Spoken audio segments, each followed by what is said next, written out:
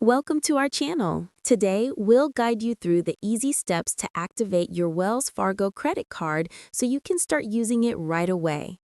Step 1. Gather your card and information. First, locate your new Wells Fargo credit card and any accompanying documents. Have your card, social security number, and personal details ready for verification. Step 2. Activate online. Visit the official Wells Fargo activation website at wellsfargo.com/activate or log in to your Wells Fargo online account.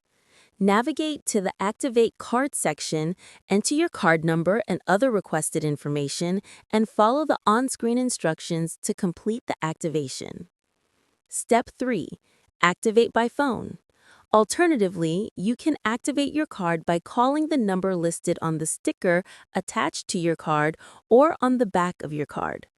Follow the automated prompts and provide your card details along with any personal information required. You may also be prompted to create a PIN if your card supports it. Step 4. Confirmation.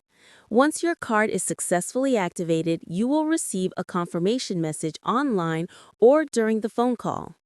Your Wells Fargo credit card is now ready to use for purchases, online transactions, and other services. Don't forget to subscribe to our channel and give this video a thumbs up for more helpful tips.